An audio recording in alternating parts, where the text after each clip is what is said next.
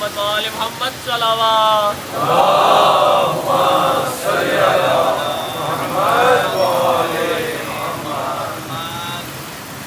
ایک دفعہ اور درود بھیج دیں مل کر محمد آل محمد.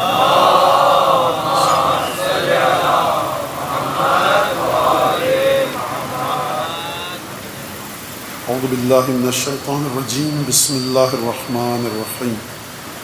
الحمد للہ الذی جعل الحمد مفتاحا لذکرہ وسببا للمزید من فضلہ ودلیلا علی آلائہ وعظمتہ. ثم الصلاة والسلام على عبده وامین وحیہ وخاتم رسلہ سیدنا ومولانا ابی القاسم محمد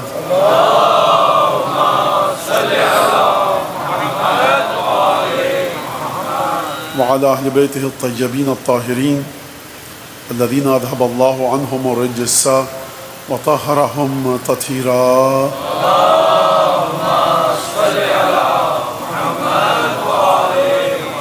واللعن الدائم على أعدائهم أجمعين.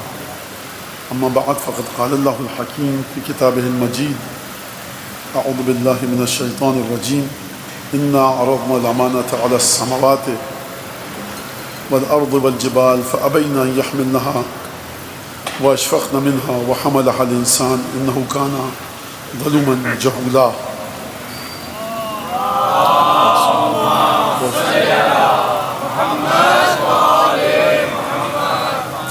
ہماری گفتگو ہو رہی تھی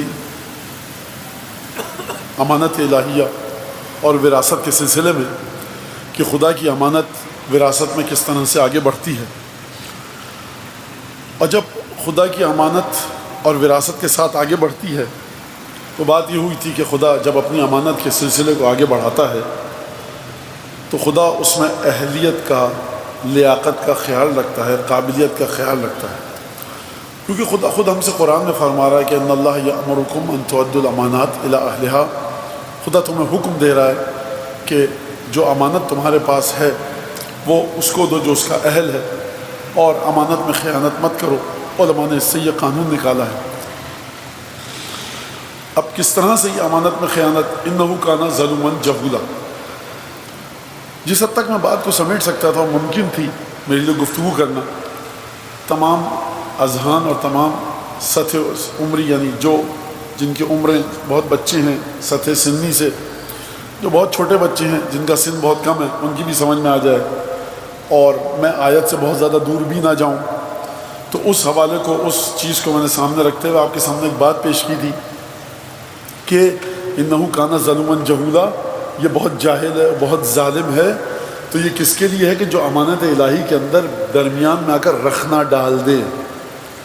اور وہاں سے میں نے کیا کہا تھا، ایسا نہیں ہے کہ جو فاسق و فاجر ہے وہ کوئی کرامت نہیں دکھا سکتا، وہ کوئی ایسی چیز نہیں دکھا سکتا کہ آپ کہیں کہ نہیں یہ معجزہ ہے. بہت سی چیزیں ہوتی ہیں بہت سے غلط لوگوں کے پاس. یہ میں نے کل سامری کے قصے سے آپ کے سامنے واضح کیا. لہٰذا تاریخ میں اس کا مطلب یہ ہے کہ لوگ آئیں گے ایسے کہ جن کا امانت الہی سے کوئی تعلق نہیں ہوگا، لیکن وہ کچھ نہ کچھ اپنے فائدے کے لیے اس امانت الہی کو اپنے پاس لے کر آئیں گے اور ظلم و جہول ہوں گے، بہت بڑے ظالم ہوں گے، بہت بڑے جاہل ہوں گے. اب یہ قانونی لحاظ سے، شرعی لحاظ سے کوئی اگر دمشق میں آئے پوچھے رسول خدا کی جانشین کون ہے، تو اطراف میں جو لوگ ہیں وہ سید الشہداء کے زمانے میں یزید کی طرف اشارہ کریں گے. تو وہ دنیاوی کی بہت سے کام کر سکتا ہے، دین میں تبدیلی لا سکتا ہے، دین میں خامیاں اور غلطیاں لا سکتا ہے. توجہ کیجیے گا آپ اس بات کی اوپر. اور پھر آپ کو دشمنان اہل بیت سے قرآن نے کیوں حکم دیا بیزاری کا، میں اس کی مثال دے دیتا ہوں، بہت آسان سی مثال، بچوں کی سمجھ میں آ جائے. رات کے اس پہر میں سید الشہداء مسجد میں تشریف فرما تھے. کوئی ظالم آیا اور سید الشہداء کو مسجد سے نکال کر لے گیا. اب ایک شخص وہاں پر آیا ظلم و جہول، مسجد میں بیٹھ گیا. کوئی مدینے سے باہر کا بدو آیا، اس نے کہا کہ مجھے نماز سیکھنی ہے، روزہ قرآن دین سیکھنا ہے، کہاں سے سیکھوں؟ کہا رسول خدا کی مسجد، قبر مطہر. وہ گیا، سید الشہداء جا چکے ہیں، ظالم لے کر جا چکا ہے. وہاں کوئی ظلم و جہول بیٹھا ہے اگر سید الشہداء کی جگہ پر، تو اب جو نماز وہ بتائے گا، جو قرآن وہ بتائے گا، وہ پورا کا پورا دین سے دور ہوگا. اس کو بھی بدبخت کرے گا بہرحال ایک لحاظ سے جو ولایت الہیہ تھی، جو امانت الہیہ تھی، اس میں اس نے خیانت کر دی۔ لہٰذا یہی وجہ ہے کہ ہمارے پاس روایت میں کہ جو دین کو سیدھے رستے سے ہٹائے گا، اور جو بھی اس دین کو سیدھے رستے سے ہٹنے کے بعد گناہ کرے گا، غلط کام کرے گا، یا اگر ثواب کا کام بھی کرے غلط طریقے سے کرے، حج غلط طریقے سے کرے، نماز اس طریقے سے نہ پڑھے جس طرح سے قرآن میں آئی، تو اس کے گناہ میں وہ شخص بھی شامل ہوگا کہ جس نے اس کو رستے سے ہٹایا۔ یہ ایک حد تک آپ کی سمجھ میں بات آ گئی، اور وہ واقعہ بھی آپ کے سامنے ہے کہ جو ہڈی تھی کسی پیغمبر کے ہاتھ میں آ گئی تھی اور وہ آسمان کے نیچے کھولتا تھا تو بارش آنے لگتی تھی، تو یہ ایک کام ہو رہا تھا جس سے لوگ متاثر تھے، اور شاید لوگ سمجھ بیٹھتے کہ یہ ولایت الہیہ کا مالک ہے، امانت الہی کا مالک ہے، اس کے پاس کوئی ولایت ہے، کوئی تصرف ہے، ولایت تکوینی ہے، تو یہ اس وقت تک تو کر سکتا ہے جب تک عام لوگ ہوں، لیکن جب مالک اصلی آ جائے ولایت اور امانت الہیہ کا، پھر اس کے بعد یہ لاکھوں دفعہ کچھ بھی کرتا پھرے وہ کام، وہ سلسلہ نہیں چلے گا۔ لہٰذا یہ ولایت الہیہ، امانت الہیہ، زیارت جامعہ کبیرہ میں جا کر آپ دیکھیے کہ جہاں پر وَذَلَّ كُلُّ شَيْءٍ لَكُمْ، ہر چیز آپ کی اطاعت کے سامنے سر تسلیم خم کر چکی ہے، اور جب بھی یہ موقع ملے گا آپ کو نشانیاں ملیں گی، آپ کو ثبوت ملیں گے، آپ کو تمام کی تمام چیزیں ملیں گی۔ میں واقعہ جلدی سے پڑھ کے نکل جاؤں آگے، اگرچہ کہ یہ شکایت ہے کہ بچے کہتے ہیں نہیں پورا واقعہ پڑھیں، لیکن بہرحال تو ولایت الہیہ، امانت الہیہ کیا ہے؟ آپ کے سامنے ہے کہ جناب زینب ہونے کا دعویٰ کیا خاتون نے کسی متوکل کے زمانے میں، لوگ پریشان ہو گئے کہ کیا کریں۔ متوکل نے کہا کہ تم اگر رسول خدا کی بیٹی ہو، نواسی ہو زینب، تو رسول خدا کا انتقال ہوئے تقریباً 200 سال ہو چکے ہیں، تم اس وقت تمہاری عمر نہیں لگ رہی کہ تم 150-200 سال کی ہو، اس طرح مجھے رسول خدا کی دعا لگی ہے اور میرے لیے رسول خدا نے دعا کی تھی جس کی وجہ سے میری عمر نہیں بڑھی۔ اب سب پریشان کریں تو کیا کریں؟ خدا کی قسم یہاں پر جو بچہ بیٹھا ہے نا، اگر اس سے میں اس مسئلے کا حل پوچھوں تو بتا دے گا، کیونکہ یہ ان کا ماننے والا ہے جو ولایت الہیہ کے مالک ہیں۔ جو امام علی نقی علیہ السلام نے حل بتایا وہ یہ بچہ بھی بتا دے گا۔ تو مولانا آپ نے بچوں کو امام کے برابر کر لیا، میں نے بچوں کو امام کے برابر نہیں کیا، وہ جو دربار میں بیٹھے تھے انتہائی ناکارہ لوگ تھے۔ لہٰذا امام کے پاس، امام نے کہا اس سے کہو کہ اولاد فاطمہ کا بلا فصل جو اولاد ہے، اور جو اولاد فاطمہ ہے اس کا گوشت جانوروں پر حرام ہے، تو تمہارے پاس جو شیر اور خونخوار شیر پلے ہوئے ہیں اس کے اندر اتار دو اور پتہ چل جائے گا۔ اس نے کہا کہ پہلے خود علی نقی سے کہو وہ اترے۔ متوکل نے وزیروں سے مشورہ کیا، وزیروں نے کہا کہ اگر علی نقی کو شیر کھا گئے تو ایک دشمن کم ہوا، اور نہیں کھائے تو اس کا جھوٹ پتہ چل جائے گا۔ بہرحال 3 دن تک بھوکا رکھا گیا شیروں کو، اور اس کے بعد سیڑھی لگائی گئی، سیڑھی سے امام ہادی اترے، تمام شیر آئے امام کے قدموں میں لوٹنے لگے، اور اس کے بعد امام نے ہاتھ پھیرا، کافی دیر تک امام بیٹھے رہے، اور جب امام درمیان سے تشریف فرما تھے اپنے مقام پر اٹھے اور سیڑھی کی طرف گئے کہ باہر آ سکیں، تمام کے تمام شیر امام کو چھوڑنے کے لیے سیڑھی تک گئے۔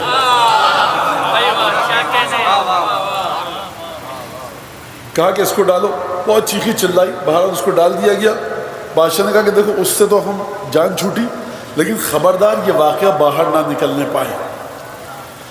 یہ جو ولایت الہیہ، امانت الہیہ ہے، اس سے توسل کا طریقہ سیکھیے، جڑنے کا طریقہ سیکھیے۔ یہ اس لیے نہیں ہے کہ یہاں پر ہم 1 گھنٹہ 1.5 گھنٹہ آپ کا وقت لیں، وقت ضائع کریں اور یہاں پر بیٹھیں اور اس کے بعد چلے جائیں۔ توسل کا طریقہ سیکھیے۔ دوسرا واقعہ جلدی سے سنا دوں اور پھر آیات کی طرف آتا ہوں۔ یونس نقاش ہے، پتھروں پر، عقیق و فیروز پر کندہ کاری کرتا ہے۔ یہی جو سامرہ میں مولا کا روزہ ہے، اس کے پاس یہیں کہیں دکان تھی اس کی، امام نقی کے پاس آیا جب میں رسول اللہ مشکل میں گرفتار ہوں، کیا ہو گیا؟ کہ فیروزہ آیا تھا لا قیمت لہ، یعنی اتنا مہنگا ہے کہ کوئی اس کی قیمت نہیں دے سکتا۔ پھر کیا ہوا؟ وہ مجھے اس کے اوپر نقش کھودنا تھا، میں نے جیسے ہتھوڑی لے کر پہلی چوٹ لگائی، فیروزہ 2 حصوں میں تقسیم ہو گیا۔ کیا کروں؟ امام نے کہا جاؤ، لا یصل الیک من حسون، کوئی برائی کی بات، کوئی تکلیف نہیں ہوگی تمہیں۔ کہ ابن رسول اللہ آپ، مطلب میں آپ کو کیسے واضح کروں، کم ترین سزا جو ہے وہ 100 کوڑے کی دے گا، مر جاتا ہے اس کے بعد آدمی. آپ فرما رہے ہیں کہ لا یصل منہ الیک سوء، کوئی برائی نہیں پہنچے گی، کوئی تکلیف نہیں پہنچے گی، گھر جاؤ اپنے. کہا کہ کہہ دیا ایک دفعہ، یہ میرے الفاظ ہیں، جاؤ، چلا گیا. صبح کو خوشی خوشی آیا کہ ابن رسول اللہ مسئلہ یہ ہو. کیا ہوا؟ مسئلہ یہ ہوا کہ وزیر آیا تھا، اس نے کہا کہ ہماری بیٹیوں میں اختلاف ہو گیا ہے اور بیٹیاں کہتی ہیں کہ اس پتھر کو 2 حصوں میں تقسیم کر دو. کیا کہنے ہیں. اب خوب توجہ کیجیے گا، ولایت کے ساتھ ساتھ شعور ولایت بھی ہونا چاہیے. کیا مطلب؟ جس طرح سے امام نے دنیا میں زندگی گزارنے کا حکم دیا اس کو بھی سیکھیے. کہ اس نے کہا کہ ہماری بچیوں میں لڑکیوں میں جھگڑا ہو چکا اور وہ کہہ رہی اس کو 2 حصوں میں توڑو. امام نے کہا تم نے کیا جواب دیا؟ وہ تو کل رات کو ہی ٹوٹ چکا تھا. اچھا ہوا. کہا میں نے کہا یا ابن رسول اللہ، میں نے کہا امہل لی، مہلت دو تاکہ دیکھوں توڑ سکتا ہوں کہ نہیں. امام نے کہا اسبتا، بڑی اچھی بات کہی تم نے. اور پھر اس کے بعد امام نے فرمایا الحمدللہ الذی جعلنا ممن یحمد الیہ، حمد اس خدا کی کہ جس نے ہم کو ان لوگوں میں سے قرار دیا جو خدا کی صحیح معنوں میں حمد کر سکتے ہیں. اب آپ کے خیال میں یہ واقعہ ہوا کیسے؟ یہ واقعہ ہوا کیسے؟ لڑکیوں میں، بچیوں میں، بیٹیوں میں اختلاف ہوا کیوں؟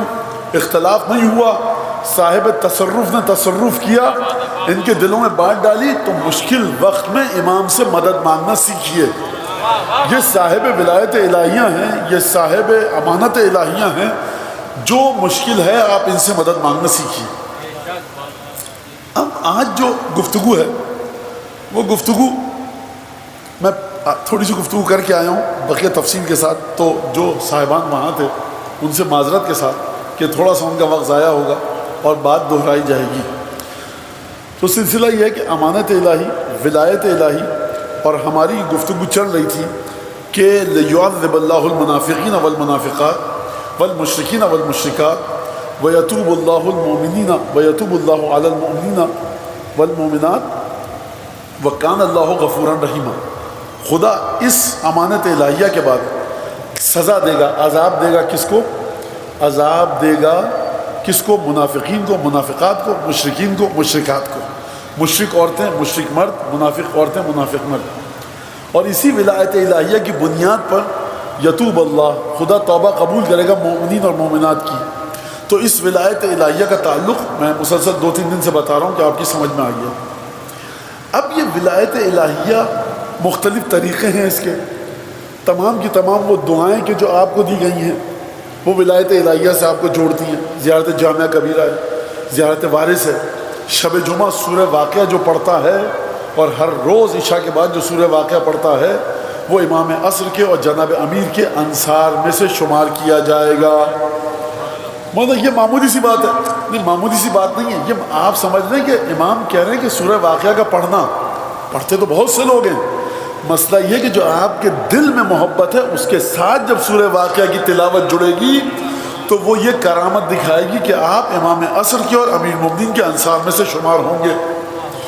کہ اس پہ توجہ کیجیے گا. اچھا، اسی میں سے ایک مسئلہ یہ ہے کہ خداوند تبارک و تعالیٰ کا، دیکھیں بات پھیلے گی اور ذرا سا حوصلے کے ساتھ سنیے گا. پھر میرے پاس شکایت آئی کہ مولانا مجلس آپ نے بڑا تھکا دیا، اب میں کیا کروں؟ قصے سنائے جا سکتے ہیں، گفتگو ہو سکتی ہے، لیکن آپ کو گہرائی پتہ لگے کہ آپ کے اور ہمارے مذہب کی محبت اہل بیت کی گہرائی کس حد تک ہے اور گہرائی کس طرح سے ہے. ایک تعلق ہے آپ کا رسول خدا سے اور اس کے ساتھ ساتھ ایک تعلق ہے اس کا آپ کا آل رسول کے ساتھ. تو اس تعلق کو آپ کیسے پیش کرتے ہیں؟ آپ اس تعلق کو ایک مجلس میں بیٹھ کر 10 دفعہ یہ کام کرتے ہیں. شب جمعہ کو آپ یہ کام کرتے ہیں، جمعے کے دن آپ یہ کام کرتے ہیں، ہر روز فجر کی نماز کے بعد آپ یہ کام کرتے ہیں. کیا کہتے ہیں آپ؟ اللہم صلی علی محمد و آل محمد. اس کی حقیقت کیا ہے؟ آپ کے دل میں جو ولایت ہے اور اس کے ساتھ اس جملے کو پڑھنے کی ولایت کی حقیقت کیا ہے؟ یہ معمولی سا جملہ لفظوں کے لحاظ سے دیکھا جائے، اللہم صلی علی محمد و آل محمد، 6 حرف ہیں، 6 کلمے ہیں. اس کی طاقت کیا ہے؟ یہ آپ کو کس طرف لے کے جاتا ہے؟ کیا کس عقیدے کا اظہار کرتا ہے؟ اس کا ولایت الہیہ سے تعلق کیا ہے؟ اس کا امانت الہیہ سے تعلق کیا ہے؟ اور اگر آپ کے پاس ولایت الہیہ نہیں ہے، امانت الہیہ نہیں ہے، تو آپ اس جملے کے ذریعے کہاں تک پہنچ سکتے ہیں؟ معمولی سا جملہ ہے. تو یہ سلسلہ ہے تو اب آپ کو اس کے اوپر گفتگو ہوگی، ذرا سا آپ درود بھیجیں تاکہ بات کو ہم شروع کر سکیں۔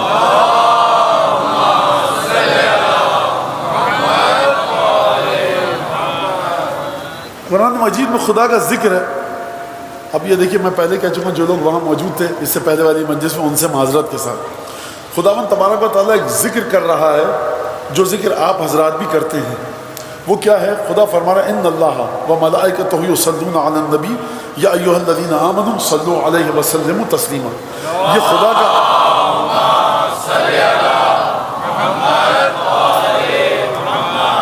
یہ خدا کا ذکر ہے جو آپ نے ابھی کیا۔ آپ نے درود نہیں بھیجا، آپ نے کہا خدایا درود بھیج محمد و آل محمد پر، تو کبھی بھی آپ خود سے درود نہیں بھیجتے، آپ خدا سے کہتے ہیں خدایا درود بھیج محمد و آل محمد پر۔ راوی نے آ کر امام سے سوال کیا کہ اس درود کا مطلب کیا ہے کہ خدایا درود بھیج، تو امام نے فرمایا کہ الصلاۃ من اللہ رحمت ومن الملائکۃ تزکیۃ والدعاء ومن الناس الدعاء۔ لوگ جب کرتے ہیں تو دعا ہے، ملائکہ پاکیزگی کا اعلان کرتے ہیں، اور خدا کی طرف سے رحمت ہے۔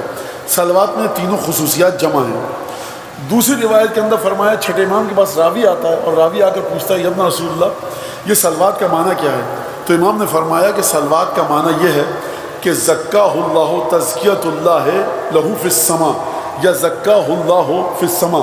صلوات کا معنی یہ ہے کہ خدا نے رسول خدا کو آسمانوں میں ہی پاک کر دیا تھا۔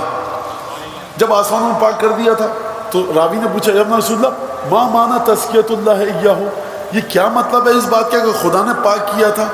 فرمایا زکاہ بان برأہ من کل عیب و آفت یلزم مخلوقا، خدا نے پاک کیا تھا رسول خدا کو ہر اس برائی سے، ہر اس کمی سے، ہر اس خامی سے کہ جو مخلوق میں آ سکتی ہے۔ مخلوق ہونے کے ناطے جو کمی آ سکتی ہے ان تمام کمیوں سے دور کر دیا تھا۔ فصلاۃ المؤمنین، اچھا مولا ابن رسول اللہ یہ بتائیے مومنین جب درود بھیجتے ہیں تو اس کی کیا حقیقت ہے؟ فرمایا مومنین جب درود بھیجتے ہیں اس کا مطلب یہ ہے یبرئونہ ویعرفونہ بأن اللہ قد برأہ من کل عیب و آفت۔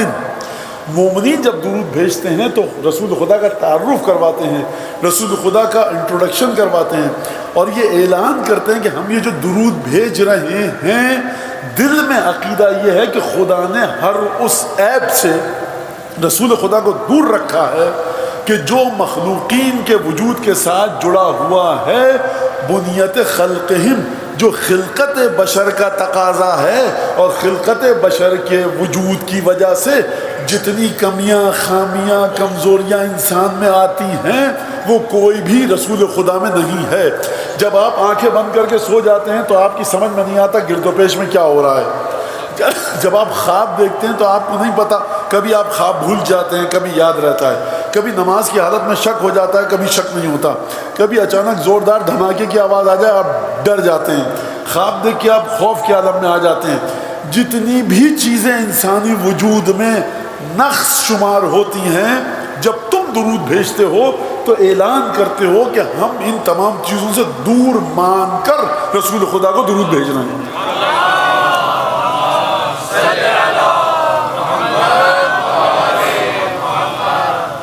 خوب توجہ فرمائی آپ نے۔ تو اس طرح سے ہم درود بھیجتے ہیں جب رسول خدا کے بارے میں امام نے فرمایا، اور پھر اس کے بعد امام نے فرمایا فمن عرفہ ووصفہ بغیر ذالک ما صلی علیہ، جو رسول خدا پر درود بھیجے لیکن اس عقیدے کو ہٹا کر درود بھیجے کہ بھائی رسول خدا تو ہم جیسے تھے، درود کا ثواب ہے لیکن تھے ہم جیسے، اچھا ہم جیسے نہیں تھے لیکن کبھی نماز تو چھوڑ دی تھی، صبح کی نماز قضا ہو گئی تھی، اور ایک دفعہ کہا کہ فلاں چیز پی لی، فلاں چیز کھا لی، اور ہمیں نہیں پتہ کیا ہوا کیا نہیں ہوا، وہ تمام کے تمام مسائل۔ یا رسول اللہ آپ کے پاس آیا تو آرام آرام سے آ رہا تھا، کہیں آپ کی آنکھ نہ کھل جائے، کہا دیکھو جس طرح سے میں سوتے میں تمام چیزوں کو دیکھتا ہوں، جاگتے میں بھی دیکھتا ہوں۔ تو درود بھیجنے کا فائدہ اس وقت تک نہیں ہو سکتا جب تک کہ آپ کا عقیدہ نہ ہو کہ رسول خدا ہر اس عیب سے پاک ہیں کہ جو انسانی وجود کے ساتھ جڑا ہوا ہے۔ لہذا یہاں تک آپ نے یہ بات سمجھ لی۔ اب اگلا سوال راوی کا روایت کے اندر ہے اصول کافی کی، کہ فرمایا امام کے پاس راوی آتا ہے، ابن رسول اللہ چھٹے امام، امام جعفر صادق علیہ السلام،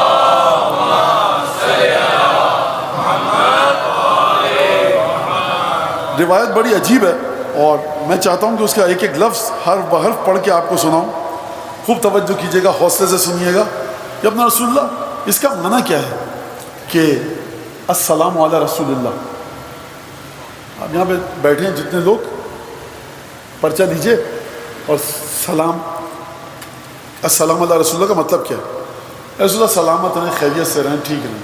سڑک پہ جا کے پرچہ دیجئے کسی کو, مسجدوں سے نکلنے والے نمازیوں کو, مدرسوں میں جا کر دیجئے کہ السلام علی رسول اللہ کا معنی کیا ہے. اور اس روایت سے پہلے مجھ کو بھی اگر آپ دیتے تو میں بھی ادھر ادھر کی ہانکتا. ہمارا جو کچھ ہے انہی کچھ 4-5 حدیثیں ہیں, 2-4 آیتیں ہیں. یا اپنا سنیں, یہ بتائیے السلام علی رسول اللہ کا معنی کیا ہے؟ معنی یہ حدیث کیوں پڑھ رہے ہیں آپ؟ اس وجہ سے کہ جب بھی اب آپ درود بھیجیں تو اس عقیدے کے ساتھ بھیجیں جو آپ کے چھٹے امام نے بتایا ہے. فرما ان اللہ تبارک و تعالی لما خلق نبیہ و وصیہ و ابنتہ و بنیہ و جمیع الائمہ و خلق شیعتہ. ایک ایک لفظ غور کیا. دیکھیے آپ کے شکایتیں پہنچ جاتی. مولانا آج کی مجلس بڑی خوش تھی, اب خشک لگے یا تر لگے, روایت تو میں پوری پڑھوں گا, آپ اس کو سنیے گا کہ لما خلق اللہ, خوب توجہ کے, نبیہ و وصیہ و ابنتہ و بنیہ و جمیع الائمہ و خلق شیعتہ. جب خدا نے اپنے نبی کو خلق کیا اور نبی کے جانشین وصی کو خلق کیا, کوئی جس کی محبت کی وجہ سے آپ یہاں بیٹھے ہیں, جس کو نبی کے وصی کو خلق کیا اور پھر اس کے بعد نبی کی بیٹی کو خلق کیا اور نبی کی بیٹی کے, نبی کے وصی کے اور نبی کے دونوں بیٹوں کو خلق کیا اور پھر تمام ائمہ کو خلق کیا. ایک ہی خلقت ہے, وہی خلقت چل رہی ہے. کس کو خلق کیا؟ نبی کو, نبی کے بعد نبی کے وصی کو, وصی کے بعد نبی کی بیٹی کو, اور اس کے بعد نبی کے دونوں بیٹوں کو, اور اس کے بعد نبی کے بقیہ 11 جانشینوں کو. اب یہ ایک کے بعد ایک خلق ہوئے, ایک ساتھ خلق ہوئے. یہ مجھے نہیں پتا, چھٹے امام سے جس کی ملاقات ہو انشاءاللہ قیامت میں وہ پوچھ لیں. لگتا یہ ہے کہ کس طرح سے خلق کیا, اب وہ بڑی پیچیدہ داستان ہے, میں یہاں پر نہیں بتا سکتا. جب خلق کیا گفتگو ختم ہو گئی. وخلق شیعتہم, اب الگ لفظ لائیں مولا خلقت کا.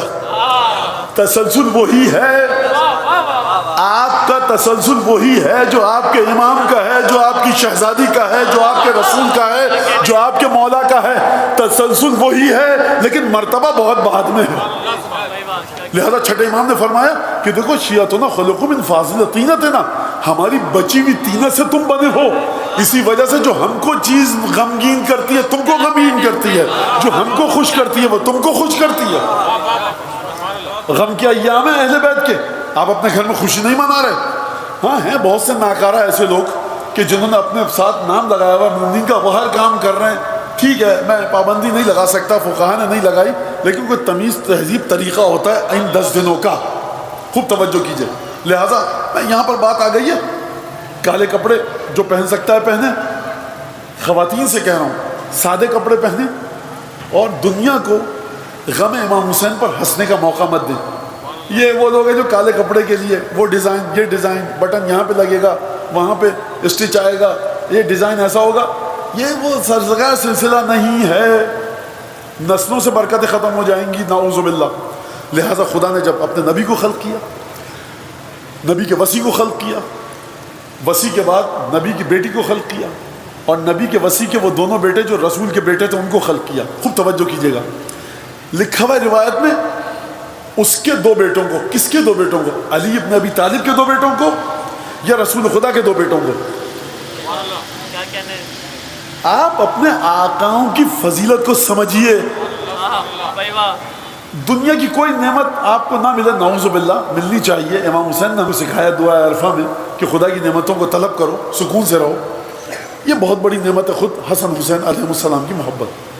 تو کس کی طرف پلٹاؤں میں زمین کو, رسول خدا کے بیٹے یا علی مرتضیٰ کے بیٹے؟ اس مشکل کو رسول خدا خود حل کر کے گئے خطبہ غدیر میں کہ دیکھو قیامت تک کے لیے امامت رہے گی فی ولدی من صلب علی, میرے ان بیٹوں کی جو علی کی نسل سے ہیں. یہ معنی نفس رسول کا ایسا ہے کہ کوئی اس معنی تک سر پٹک کے رہ جائے نہیں پہنچ سکتا. طہارت وجود علی ابن ابی طالب کو دیکھیے کہ بیٹے ہیں علی کے، رسول خدا فرمانے میرے وہ بیٹے جو صلب علی سے ہیں. تو اب میں یا رسول اللہ مشکل کو آپ حل کر کے چلے گئے کہ اس ضمیر کو چاہے آپ کی ذات کی جانب پلٹاؤں یا امیر المومنین کی جانب، بات ایک ہی ہے، لیکن سن لیجیے گا اس بات کو کہ میرے وہ بیٹے جو علی کے صلب سے ہیں قیامت تک کے لیے ان کی نسل میں رہے گی. جب یہ تسلسل ختم ہو گیا، عصمت کا سلسلہ ختم ہو گیا، وَخَلَقَ شِيَّتَهُمْ، پھر خدا نے جناب امیر کے شیعوں کو خلق کیا، سیدہ رسول خدا حسن حسین اور ان پنجتن کے شیعوں کو خلق کیا. جب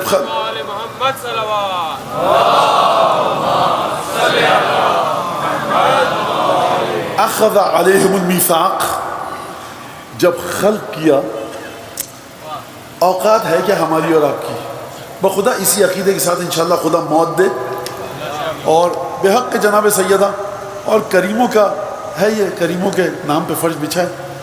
جملہ بڑا عجیب، اخذ علیہم المیثاق، ان سب سے خدا نے ایک میثاق، ایک معاہدہ لیا. کہاں لیا؟ کدھر لیا؟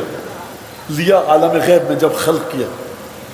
وَأَن يَصْبِرُوا وَيُصَابِرُوا وَيُرَابِطُوا، اور وعدہ لیا کہ دیکھو صبر کرنا، مصابرہ کرنا، مرابطہ کرنا. تین جملے مشکل ہیں. صبر کرنے کا معنی واضح ہے سب کے لیے. یصابرو کا مطلب یہ ہے کہ جب آپ کا دشمن آپ کے سامنے ہو اور آپ اس کا مقابلہ ایسے کریں کہ وہ آپ کے صبر کو دیکھ کر شکست کھا جائے اور آپ اتنا صبر کریں کہ اپنے مقام پر ڈٹے رہیں، لیکن دشمن آپ کے خلاف جتنے ہتھ کنڈے استعمال کرے آپ اپنے مقام سے صبر کی وجہ سے نہ ہٹیں، اسے کہتے ہیں مصابرہ. غلب علی عدوہ فی الصبر، یعنی کیا مطلب؟ یعنی ماتم کر رہے ہیں، کوئی مذاق اڑائے، زجنہ نکالا مذاق اڑایا، مشکیزہ اٹھایا مذاق اڑایا، علم نکالا مذاق اڑایا، کالے کپڑے پہنے مذاق اڑایا. کرنے دیجیے، کوئی جھگڑے کی بات ہی نہیں ہے. اختلاف ابھی پتہ ہی نہیں چلے گا، جب قبر میں جائیں گے تب پتہ چلے گا. لہٰذا خدا نے حکم دیا کہ دیکھو یصبروا ویصابروا ویرابطوا، صبر کرنا، مصابرہ صبر سے ہی ہے. مصابرہ کا معنی سمجھ میں آ گیا. یرابطوا کا مطلب کیا ہے؟ کہ ایک دوسرے کے ساتھ رابطہ رکھنا. کیا مطلب رابطہ؟ اپنے امام کے ساتھ رابطہ رکھو، امام وقت کے ساتھ رابطہ رکھو. دن میں کتنی دفعہ میں امام عصر کے لیے دعا پڑھتا ہوں؟ امام فرمانے رسول خدا چھٹے امام فرمانے وہ یرابطوا. اچھا، جب یرابطوا کہا کہ مرابطہ رکھو، اور خدا نے ایک اور عہد لیا وَأَن يَتَّقُوا اللَّهَ، دیکھو ہمیشہ خدا کا تقوی اختیار کرتے رہنا. لہذا تقوی کے ساتھ ساتھ جڑا ہوا ہے جناب امیر المومنین کی ولایت کا سارا ساز و سامان، تمام کا تمام نظام الاوقات، تمام کا تمام منصوبہ عمل تقوی کے ساتھ جڑا ہے. جب امام کی بارگاہ میں جائیں، وہاں سے علم لے کر آئیں تو یہ علم آپ کو تقوی کی طرف دھکیلے. شرطیں بتا رہے ہیں. آپ کسی مولانا کے پاس جائیں، مولانا نماز پڑھنی ہے، لباس پاک ہے؟ جی پاک ہے. غصبی تو نہیں ہے؟ غصبی نہیں ہے. پیسے دیے تھے؟ ہاں. اس لباس پر خمس تو نہیں لگ گیا؟ نہیں، پہن لو. مصلی کیسا ہے؟ پاک ہے؟ جی. نجس تو نہیں ہے؟ غصبی تو نہیں ہے؟ حرام جانور کی کھال سے تو نہیں بنا ہوا؟ قبلہ رخ ہو، وضو کر لیا، مسا ایسے، پاؤں چہرہ ایسے، تمام کی تمام. یہ ہم قل اللہ، تو یہ ایک ایک شرط بتائی جا رہی ہے آپ کو، ہے نا. اب رسول چھٹے امام فرما رہے ہیں کہ کہا خدا نے کہ یصبر و یصابر و یرابط، صبر، مصابرہ، مرابطہ، تینوں معنی میں نے آپ کو بتا دیے. وَأَن يَتَّقُوا اللَّهَ، خدا نے کہا کہ دیکھو تم تقوی اختیار کرتے رہنا. یہ خدا کیا فرما رہا ہے؟ میں تم سے مانگ رہا ہوں، مرابطہ مانگ رہا ہوں، مصابرہ مانگ رہا ہوں، صبر مانگ رہا ہوں، تقوی مانگ رہا ہوں. خدایا سب کچھ مانگتا رہے گا، دے گا بھی کچھ. جو وعدہ خدا پنجتن کی بنیاد پر آپ سے مانگے اور آپ اس وعدے پر وفا کریں تو پھر جو خدا دے گا نا وہ ایسا دے گا کہ صاحب اللہ دے اور بندہ دے. خوب توجہ کیجیے اس بات کے اوپر. وہ ایسا دے گا کہ کسی کے وہم و گمان میں نہیں آ سکتا کہ خدا کیا دے گا. اب یہاں پر دیکھیے، آپ کے صبر کر رہے ہیں، آپ مجلسوں میں جا رہے ہیں، گرمی ہے، پسینہ بہ رہا ہے، نیند خراب ہو رہی ہے، مصابرہ، مرابطہ، صبر، تقوی. اب خدا کیا دے گا؟ جب فرمایا مولانا ان یتقوا اللہ، خدا کا تقوی اختیار کرتے رہنا. وَوَعَدَهُمْ ان يُسَلِّمْ لَهُمْ الْأَرْضُ الْمُبَارَكَةَ، اور خدا نے اس کے جواب میں وعدہ یہ دیا کہ خدا تمہارے لیے اس سرزمین کو کہ جو مبارک ہے امن و امان کا گہوارہ بنا دے گا. کب بنائے گا؟ یہ کس کی بات ہو رہی؟ کب بنائے گا؟ اسی کے ذریعے بنائے گا کہ جب 12واں آئے گا. ان یسلم لہم الارض المبارکہ، تمہارے لیے امن و امان کا گہوارہ بنا دے گا. کس کو؟ زمین مبارک کو. یہ تو ابھی زمین ملعونہ ہے، یہ مبارک کب ہوگی؟ مبارک اس وقت ہوگی کہ جب اپنے رب کے نور سے جگمگائے گی. تو مولانا ابھی جو سورج ہے وہ آپ نے بنایا ہے یا کسی سائنٹسٹ نے؟ اب بھی زمین اپنے رب کے نور سے جگمگاتی ہے. اب نور سے جگمگا رہی ہے خورشید کے. جب 12واں آئے گا تو قرآن نے فرمایا اشرقت الارض بنور ربها، زمین اپنے رب کے نور سے جگمگائے گی. یہ آپ کے 12ویں آقا خدا کا نور ہیں. اس مسئلے کو حل کیسے کیا ہے رسول خدا نے؟ جا کر آپ خطبہ غدیر پڑھیے. ایھا الناس، 1,20,000 صحابی کھڑے ہیں اور اس کے بعد رسول خدا فرما رہے ہیں ایھا الناس اعلموا، جان لو ان نور اللہ فی مسلوک وبعد فی علی وبعد علی فی نسلہ الی القائم من آل محمد. دیکھو جان لو اے لوگوں، خدا کا نور جو دوڑ رہا ہے وہ صرف اور صرف میرے اندر دوڑ رہا ہے. مدینے میں کس کا گھر میرے گھر سے جڑا ہوا تھا، کس کا دروازہ میرے دروازے سے جڑا ہوا تھا، کون کس کے ساتھ میں کتنا بیٹھتا تھا، کس نے مجھ سے قرآن کا کون سا قاعدہ پڑھا، کون میرے وضو کا پانی لاتا تھا. نور خدا ملے گا تو میرے وجود میں ملے گا. وہ بعد فی علی، اور میرے بعد اگر نور خدا ملے گا تو علی ابن ابی طالب کے وجود میں ملے گا. رسول خدا نے یہ نہیں فرمایا فی موجود، مجھ میں ہے نور خدا. فرمایا اے لوگوں سمجھ لو، جان لو ان نور اللہ فی مسلوک، یعنی خدا کا نور میرے وجود میں دوڑا دیا گیا ہے. نہ آنکھیں رسول خدا کی نور الہی سے خالی ہیں، نہ زبان مبارک نور الہی سے خالی ہے، نہ دست مبارک نور الہی سے خالی ہے. جہاں قدم پڑ جائیں وہاں نور الہی، جہاں تشریف فرما ہو جائیں وہاں نور الہی. لہذا جب انسان نور خدا سے دیکھے گا، جب نور خدا کے ذریعے گفتگو کرے گا، تو اگر اس زبان کو جو نور خدا سے گفتگو کرے اگر پورے کے پورے وجود میں نور خدا ہے تو یہ زبان بھی خدا کی زبان کہلائے گی، یہ آنکھیں خدا کی آنکھیں کہلائیں گی، یہ کان خدا کے کان کہلائیں گے. اب اگر آپ کو کوئی اعتراض کرتا ہوا ملے، اصول کافی کتاب الحجت میں 4 یا 5 روایتیں ہیں کہ جس میں امام نے نور خدا کی وجہ اللہ کی تعریف کی ہے، اور چوتھی روایت میں فرمایا وَنَحْنُ وَجْهُ اللَّهِ الَّذِي بَيْنَ أَظْهُرِكُمْ، یا اپنے رسول اللہ قرآن میں جو خدا کا چہرہ ہے یہ کون لوگ ہیں، یہ کیا ہے؟ فرمایا خدا کا چہرہ یہ ہم ہیں جو تمہارے درمیان رہ رہے ہیں. درود پڑھیے محمد آدم.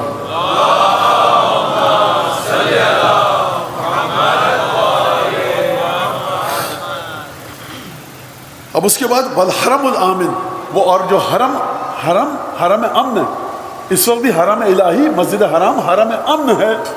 وہاں پہ اگر کوئی چوری کر کے چلا جائے آپ اس کو پکڑ نہیں سکتے، کوئی قاتل قتل کر کے بھاگ جائے اس کو پکڑا نہیں جا سکتا یہاں تک کہ وہ باہر آ جائے. یہ حرم امن ہے. وہ جو حرم امن ہے، اگر تم نے اس وعدے کی پابندی کی تو ہم اس حرم امن کو تمہارے لیے حرم امن بنائیں گے.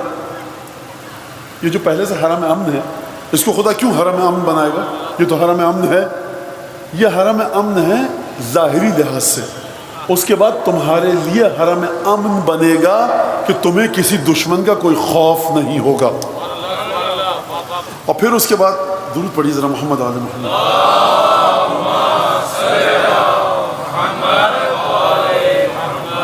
اور اس کے بعد فرمایا وَأَن يُنَزِّلَ لَهُمْ الْبَيْتُ الْمَعْمُورُ، آسمان سے بیت معمور کو خدا زمین پر اتارے گا. یعنی جتنی برکتیں خانہ کعبہ کے اندر موجود ہیں وہ تمام کی تمام آپ کو ملیں گی. خوب توجہ کیجئے. میں یاد دلاؤں ایک بات، یہ کہاں کی بات ہو رہی ہے؟ جنت کی بات نہیں ہو رہی، یہ دنیا کی بات ہو رہی ہے. کس بنیاد پہ؟ کہ جب آپ میثاق الہی کی پابندی کریں گے. خوب توجہ کی آپ نے. اچھا، اور اس کے بعد فرمایا وَيُرِيحَهُمْ مِنْ عَدُوِّهِمْ، اور خدا ان کو راحت جاں دے گا، سکون، اطمینان، آسائش، آرام دے گا. کس نسبت سے آرام دے گا؟ کس حوالے سے آرام دے گا؟ ان کے دشمن کے مقابلے میں سکون دے گا. اگلا وعدہ خدا کہیے وَالْأَرْضُ الَّتِي يُبَدِّلُهَا اللَّهُ مِنَ السَّلَامِ، اور خداوند تبارک و تعالیٰ اس زمین کو کہ جو چاہنے والوں کے لیے آل محمد کے ایک جہنم بن چکی ہوگی، اس کو تبدیل کر دے گا سلامتی کے ساتھ. یہ اگلا وعدہ خدا جب آپ سے وعدہ لیا تو اب خدا وعدے دے رہا ہے.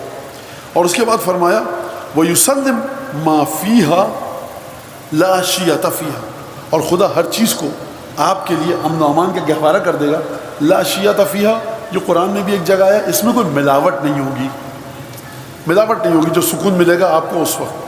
اور پھر فرمایا لا خصومۃ فیہا لعدوہم، کسی دشمن کو دشمنی کی ہمت نہیں ہوگی آل محمد کے چاہنے والوں سے اور آل محمد سے. اور پھر اس کے بعد فرمایا وَأَن يَكُونَ لَهُمْ فِيهَا مَا يُحِبُّونَ، اور زمین پر وہ سب کچھ ہوگا جو آل محمد کے چاہنے والے پسند کریں گے.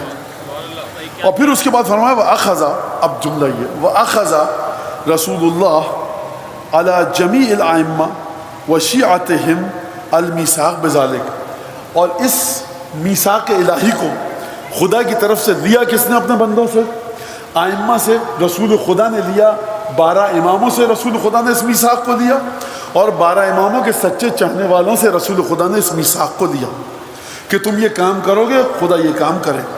اب اس کے بعد درود پڑھ دیں محمد آل محمد.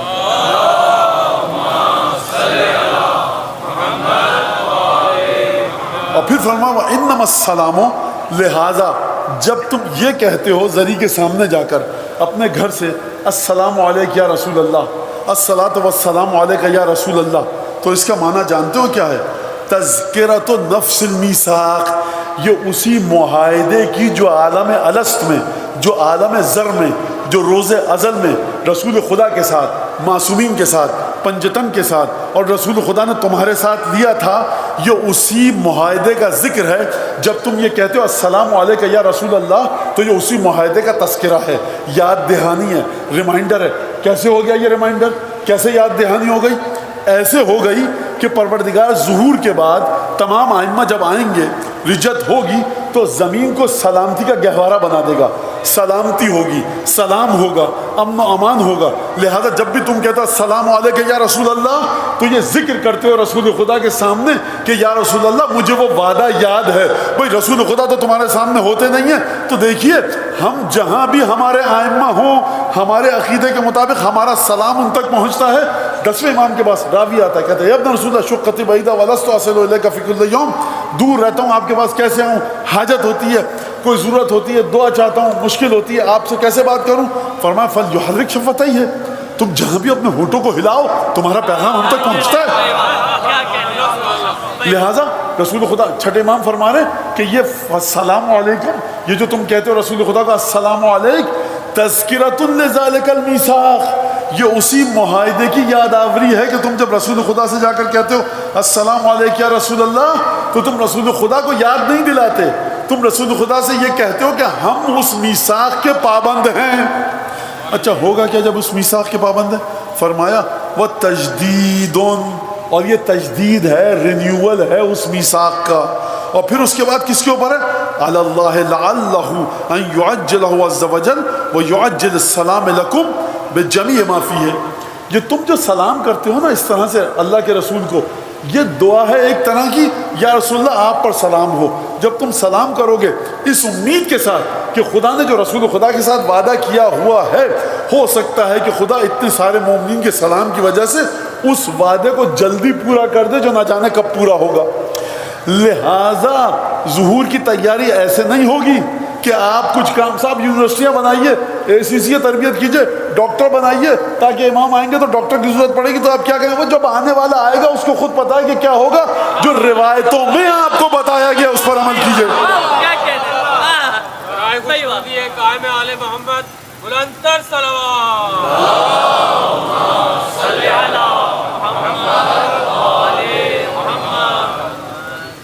یہ کہاں کی بات ہو رہی ہے؟ یہ بات ہو رہی ہے دنیا کی، کہ دنیا میں جو آپ نے وعدہ کیا، مولانا یہ وعدہ تو ہم کو یاد نہیں ہے، یہ وعدہ ہم کو یاد نہیں ہے، آپ کو یاد ہو کہ نہ ہو، اس وعدے کی پاسداری و پابندی آپ کر رہے ہیں. کس مقام پر؟ یحزنون لحزننا ویفرحون لفرحنا کر کے اہل بیت کے غم میں غمگین ہیں، اہل بیت کی خوشی میں آپ خوش ہیں. جب آپ یہ کام کر رہے ہیں تو اس کا مطلب یہ ہے کہ آپ اس وعدے میں رسول خدا کے ساتھ جڑے ہوئے ہیں. آپ امامت کے بارے میں گفتگو کرتے ہیں، آپ غدیر کا جشن مناتے ہیں، آپ مباہلہ مناتے ہیں، جب خوشی کا موقع آتا ہے تو آپ خوشی کے ایام مناتے ہیں، جب غم کے ایام میں کالے کپڑے پہن کے آپ اپنی زندگی کے شب و روز کو برباد کرتے ہیں، آرام اور چین و سکون کو برباد کرتے ہیں۔ لہٰذا یہ آپ جڑے ہوئے ہیں کس سے؟ اس سلسلے سے۔ اور پھر اس کے بعد ماں باپ کی تربیت ہے، سماج کی تربیت ہے، امام باڑوں میں تربیت ہے، مساجد کی تربیت ہے۔ تو جب یہ تربیت ہوگی تو یہ آپ اس مقام پر ہیں کہ آپ اس ولایت سے جڑے ہوئے ہیں۔ لہٰذا اس کو سمجھیے کہ اب جب آپ درود بھیجیے گا اللہم صلی علی محمد و آل محمد، اس کا مطلب کیا ہے؟ اس کا مطلب یہ صرف درود نہیں ہے، بلکہ آپ اپنے عقیدے کا اظہار کر رہے ہیں کہ پروردگار تو نے جس آخری رسول کو خلق کیا، ہر عیب سے مبرہ کیا، ہر برائی سے دور رکھا، ہم اس کو اسی طرح سے مانتے ہیں اور اسی طرح سے اس کو یاد کرتے ہیں۔ اور ہر نماز کے بعد جو زیارت پڑھتے ہیں السلام علیک یا رسول اللہ، تو زیارت ہم یہاں پڑھنا، لیکن ہماری نگاہ ہے ظہور پر کہ کب ہمارا آخری امام آئے گا اور یہ تمام کے تمام باتیں پورے ہوں گے۔ لہٰذا حضرت حجت ابن الحسن کا امام زمانہ کا ایک بہت گہرا تعلق ہے کہ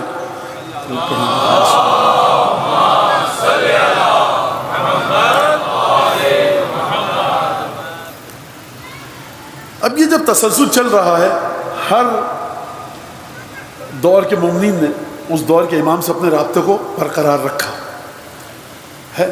یہ سمجھنے بات کو کس طرح سے خراسان میں رہتا ہے، متحدہ سوویت یونین تھا کسی زمانے میں، USSR، بہت سے کو شاید نہیں پتہ ہو، تو ایران کی سرحد ملتی تھی خراسان کی، اس سے وہاں سے قافلہ اٹھ کے آ رہا ہے، حج کے بعد امام کے پاس جا رہا ہے ملنے کے لیے، خراسان سے آ رہا ہے، قم سے آ رہا ہے، اہواز سے آ رہا ہے، یمن سے آ رہے ہیں، مصر سے آ رہے ہیں، افریقہ سے آ رہے ہیں، شام سے آ رہے ہیں، اردن سے آ رہے ہیں، ان تمام اطراف و اکناف سے جو آتے تھے امام سے ملنے آتے تھے۔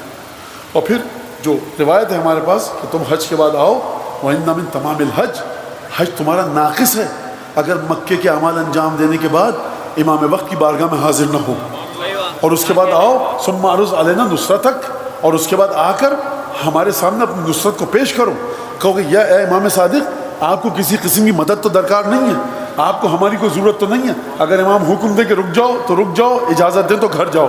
یہ امامت ہے۔ امام نے کبھی نہیں کیا البتہ ایسا کہ کہیں رک جاؤ، نہیں، آتے تھے، زیارت کرتے تھے، لوگ اور چلے جاتے تھے۔ لہٰذا اب یہاں پہ آپ نے سمجھ لیا، میں ذرا سا اس کو واضح کر دوں، مجھے نہیں پتا بچوں کے لیے واضح ہوا کہ یہ نہیں ہوا۔ امانت الہی سمجھ میں آئی کہ خداوند تبارک و تعالیٰ نے کس کو دی؟ کل میں نے آیت پڑھی تھی، اِنَّ سَنُلْقِي عَلَيْكَ قَوْلًا ثَقِيلًا، ہم بڑا بھاری تم پر ایک قول رکھنے والے ہیں۔ کل کی آیت یاد ہے؟ تو یہ امانت یاد آئی آپ کو، سمجھ میں آئی کہ خداوند تبارک و تعالیٰ وعدہ لے رہا ہے، اور تمام ائمہ سے ایک کے بعد ایک ائمہ جاتے رہے۔ آپ کس امام کے زمانے میں ہیں؟ آپ زمانے ہیں 12ویں آقا کے، حضرت حجت ابن الحسن کے زمانے میں، امام مہدی کے۔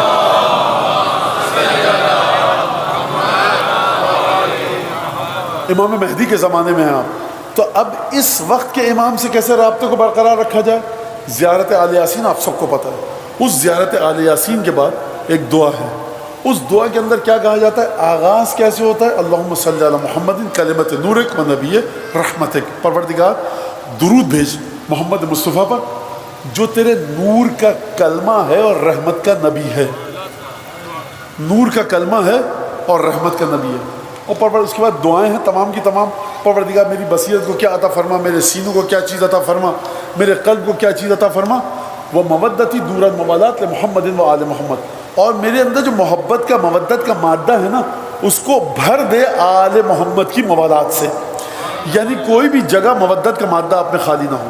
اور اس کے بعد امام زمانہ پر درود ہے، اور اس کے بعد جو جملہ ہے واحفظ اللہم احفظ من یمینہ شمالہ وفوقہ وتحتہ، دائیں سے امام زمانہ کی حفاظت فرما، بائیں طرف سے کوئی حملہ نہ کرے، سامنے سے کوئی نقصان نہ پہنچائے، پشت سے کوئی امام کو نقصان نہ پہنچائے، اوپر سے کوئی نقصان نہ پہنچائے، کوئی زمین سے نقصان نہ پہنچائے۔ تو کیا یہ آپ کے اور میرے بتانے سے ہوگا؟ نہیں سرکار، مسئلہ یہ ہے کہ خدا کا ارادہ ہو چکا ہے کہ وہ امام کو زندہ رکھے۔ اگر خدا کا ارادہ ہو چکا ہے کہ وہ امام کو زندہ رکھے، پھر آپ سے دعا کرنے کو کیوں کہا جا رہا ہے؟ اس کی وجہ یہ ہے کہ خدا یہ دیکھنا چاہتا ہے بہت سے مقامات پر کہ جس طرح سے ہم بہت سی چیزوں کو دیکھتے ہیں، کیا تم بھی اسی طرح سے دیکھتے ہو؟ جس طرح سے خدا کچھ چیزوں کو دیکھتا ہے، کیا تم بھی اسی طرح سے ان چیزوں کو دیکھتے ہو؟ خانہ کعبہ کو ہم مقدس دیکھتے ہیں، کیا تم بھی مقدس دیکھتے ہو؟ صفا مروہ کو ہم مقدس دیکھتے ہیں، کیا تم بھی مقدس دیکھتے ہو؟ شیطانوں کو ہم کہتے ہیں کنکریاں مارو، کیا تم بھی اسی طرح کے جذبات لاتے ہو؟ تمام حجر اسود سیاہ پتھر بدنما چومنے کے لیے تڑپ پیدا ہوتی ہے، ہم اس طرح سے دیکھتے ہیں، تم دیکھتے ہو ہم اپنے حبیب سے محبت کرتے ہیں، کوئی عیب اس میں نہیں پاتے، نہ ہم نے رکھا، نور کا مرقع ہم نے خلق کیا، کیا تم بھی اسی طرح سے دیکھتے ہو؟ تو دیکھو کیا ہم جو اپنے 12ویں حجت کو ہم نے بچا کر رکھا ہوا ہے اور وہ آ کر ظلم کو ختم کرے گا، کیا تم بھی ہمارے ارادے کے ساتھ ساتھ ہو؟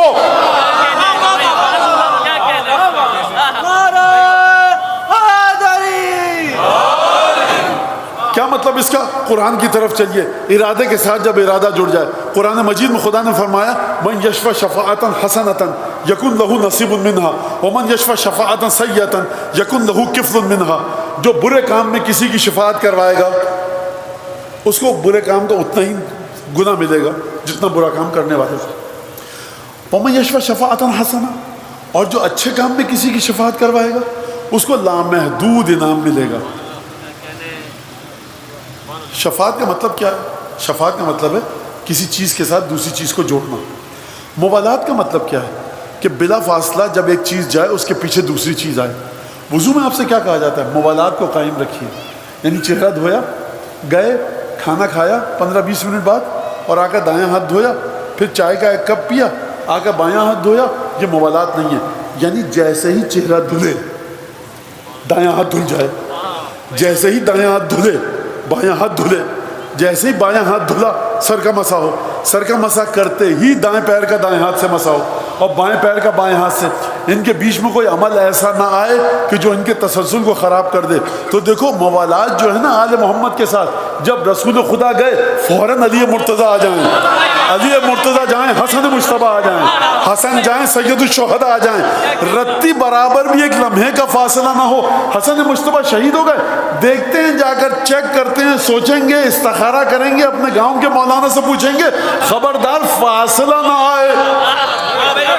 خدا ان کی خلقت میں کوئی فاصلہ نہیں لا رہا، آپ ان کو ماننے میں کوئی فاصلہ کیوں لا رہے ہیں؟ لہٰذا من یشفع شفاعتا، ایک کے ساتھ دوسری چیز جڑ جائے۔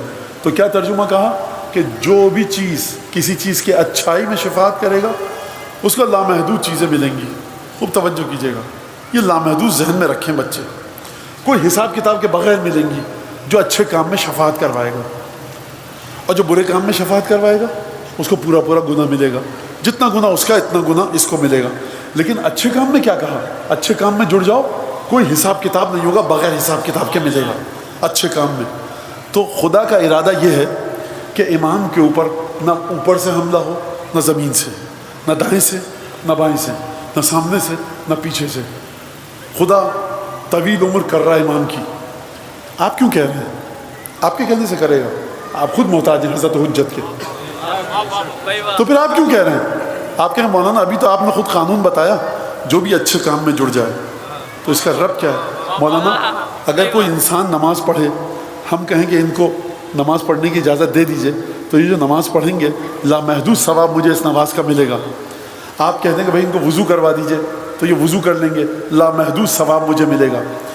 تو خدا کا کام یہ ہے کہ امام کو زندہ رکھے قیامت تک، اور ایک کے بعد ایک رجت ہو، رسول خدا آئیں، سید الشہداء آئیں، جناب امیر آئیں، جناب سید آئیں، ایک کے بعد ایک امام آئیں، امامت کا سلسلہ آئے، ایک کے بعد ایک ان کی حکومت ہو، طویل حکومت چلے، یہ خدا کا ارادہ ہو چکا ہے۔ آپ کے کہنے سے کچھ ہوگا نہیں مولانا، فضول میں دعا مانگ رہے ہیں، تو میں جواب دوں گا، میں دعا نہیں مانگ رہا، میں خدا جو کام کر رہا ہے نا اس کے ساتھ شفاعت کرنا چاہتا ہوں۔ جو دنیاوی محدود کام، وضو، روزہ، نماز، قرآن کی تلاوت، صدقہ، آدھے گھنٹے کے لیے حلیم کی دیگ کو گھوٹا لگا دیا، تبرک بٹوا دیا، 2-4 صفحے بچھوا دی، خدا فرما رہا ہے، علماء لغت نے فرمایا کہ نصیب کا مطلب یہ ہے کہ بغیر حساب کے ملے گا۔ جو محدود جگہ پر نیکی کرو تو بغیر حساب کے ملے گی۔ جب تمہارا ارادہ پنجتن کے ارادے میں فنا ہو جائے کہ جو خدا کا ارادہ پنجتن کے ساتھ ہے، تو وہ خدا جو لامحدود ہے تب تمہیں کتنا لامحدود انعام دے گا۔ لہذا اس بات کو سوچ، لہذا وحفظ فیہ رسولک اعلی رسولے، اور پروردگار ہمارے امام کی حفاظت فرما، اور ہمارے امام کے وجود میں رسول کی حفاظت فرما، امیر المومنین کی حفاظت فرما، جناب سیدہ کی حفاظت فرما، حضرت امام حسن مجتبیٰ کی حفاظت فرما، سید الشہداء کی حفاظت فرما۔ اور اس کے بعد کون سے امام کا نام آتا ہے سید الشہداء کے بعد؟ حضرت سید ساجدین، اس کے بعد امام باقر کی حفاظت فرما، اس کے بعد امام صادق، اور اس کے بعد باب الحوائج موسیٰ کاظم، اور اس کے بعد امام رضا، اور اس کے بعد محمد تقی، اور اس کے بعد اور پھر اس کے بعد 12ویں آقا۔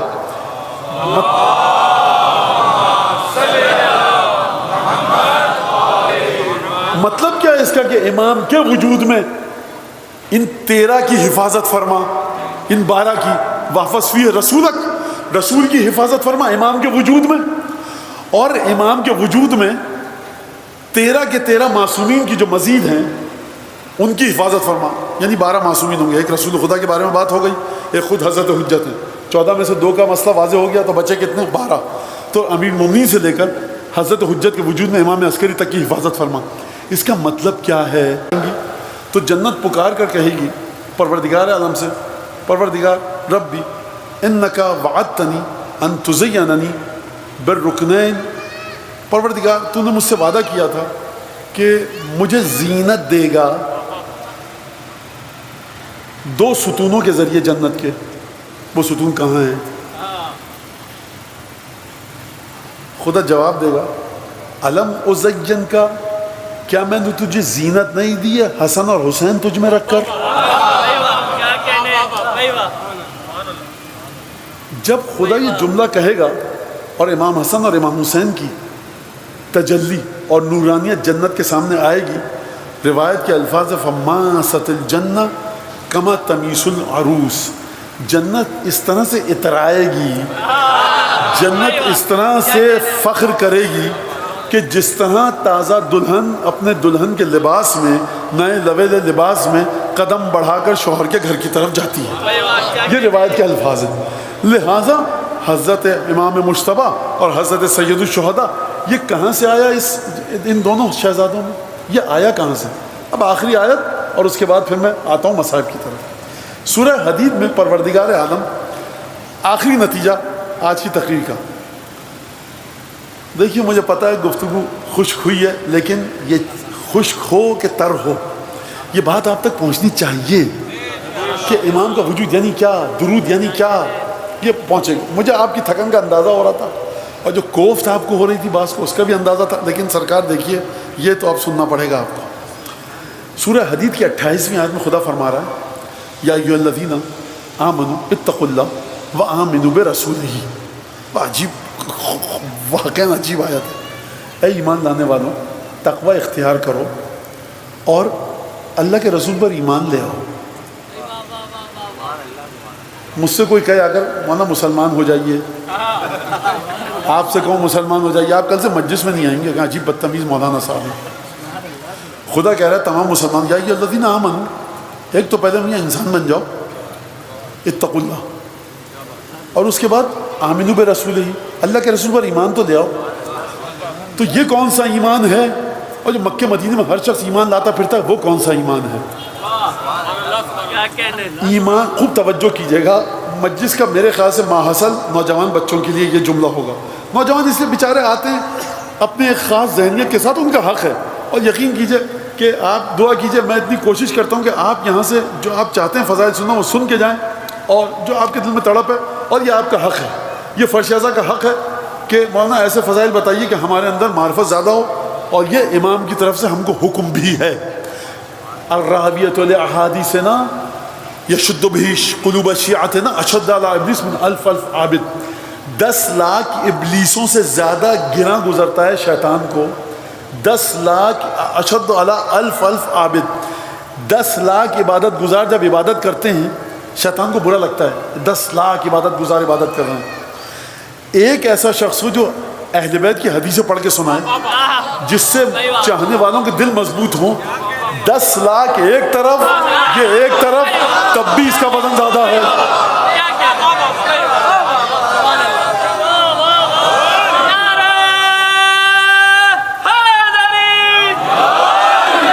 یہ آپ نے نعرہ حیدری لگایا نا، درود، یہ پتہ ہے کس کے لگایا؟ یہ مجلس کے نہیں لگایا، یہ آپ نے اپنے اس آقا کے لیے لگایا جس نے حدیث بیان فرمائی ہے۔ آپ سمجھے کہ آپ کے مولا کو کتنا آپ کے دل کا خیال ہے۔ بھائی ہمارے چاہنے والوں کو دلوں کو باندھ کے رکھو مضبوطی سے. دنیا میں زلزلہ آ جائے سید الشہداء کے غم سے ہٹے نا, اور ان کو خالص چیزیں سننے کی عادت ڈالو, اس میں کوئی چیز ملے نہیں. خوب توجہ کیجیے گا اس بات کے اوپر. اور میں دیکھیے کچھ چیزیں لوگوں نے مولانا اس پہ جواب دیں, میں نہیں دوں گا کیونکہ بہت سی چیزوں میں جواب دینا چاہتا ہوں, لیکن کیونکہ وہ مجھ پر اعتراضات سے جڑ گئی ہیں, میں اپنے آپ کو اس لائق نہیں سمجھتا اپنی اس 2 کوڑی کی شخصیت کو, بلکہ 2 کوڑی سے بھی کم, کہ میں اپنے بارے میں آپ نے جو مجھ پر یہ کہا تو اس کا جواب یہ نہیں میاں کچھ جواب نہیں ہے اس کا, جو لکھنا ہے لکھو. اور میں اپنے تمام جو بیچارے بچے محبت کرتے ہیں ان سے کہنا کوئی جواب مت دے, وقت ہی نہیں ہے اتنا سید الشہداء سے فرصت ملے تو کچھ کرے آدمی. لیکن ایک بات کہہ دوں کہ جس میں تعلیمات اہل بیت کی سربلندی کا سبب ہے. دیکھیے میں جواب دوں تو کیا دوں, آپ کو اصول کافی کا فرق وظائف الابرار سے پتہ نہیں, میں کیا جواب دوں. آپ کو غیبت نعمانی کا فرق پتہ نہیں ہے, سنڈے ایڈیشن سے میں آپ کو کیا جواب دوں. آپ کو پتہ نہیں ہے روایات کا استظہار کہاں سے آتا ہے, میں آپ سے کیا جواب دوں. آپ کو خطبے میں یہ لکھا ہوا ہے, آپ سے میں کیا بات کروں کہ خطبے کو کس طرح سے سمجھیے, سیرت کیا جواب دوں حضور میں. آپ روایات سے, سرکار ہمیں یہ سکون ہے کہ آپ حضرات روایات سے دور ہیں, اور اپنی انگلیوں کو مت تھکائیے, آپ بہت دور ہیں, سمجھیے جا کر روایات کے اوپر. انہوں نے یہ کہا, انہوں نے یہ کہا. میاں کبھی کھول کے دیکھیے کتاب الحجت اصول کافی کی, کبھی غیبت نعمانی کھول کر دیکھیے, کبھی مقاتل کھول کر دیکھیں, 10-12 زیارتیں سید الشہداء کی, آؤ کھول کے اس کے اوپر گفتگو کرو تو میں بات بھی کروں. آپ ہواؤں میں تیر چلاتے ہیں سرکار, نہیں ہو سکتا ایسا. تو لہٰذا میں بتا رہا ہوں جتنے میرے پاس اعتراضات آپ بھیجتے رہتے ہیں, انتہائی دیکھ کے پتہ. مولانا یہ وہ سرکار آپ چھوڑ دیجئے اس باتوں کو, اب میں اس سے آگے بڑھنا نہیں چاہتا, حد ادب مانے ہے, آپ مت بھیجیے یہ چیزیں, آپ سمجھ نہیں رہے. اعتراض دیکھ کے انسان کو پتہ لگتا ہے کہ کبھی کتاب کھولی بھی نہیں ہے. اصل ائمہ فرما رہے ہیں ہماری حدیثیں, ہماری تعلیمات, ہماری. خیر بہرحال بات غلط ہو گئی, دور تک چلی گئی, آپ کا وقت ضائع ہوا, معذرت چاہتا ہوں. درود بھیجیے ذرا محمد آل محمد.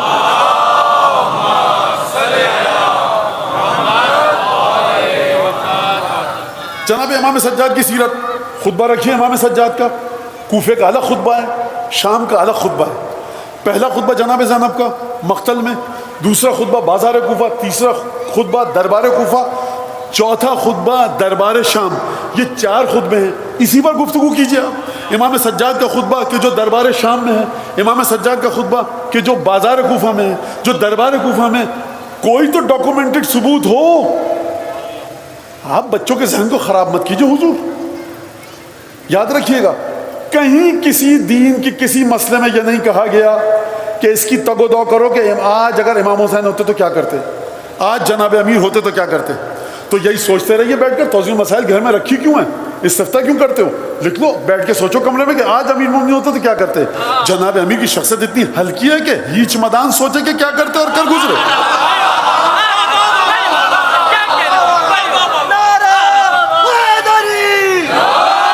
یہ صرف بچوں کو حوصلہ دینے کے لیے کہ گھبرائیں مت, اور بہت زیادہ ڈاکومنٹڈ اسٹف ہے.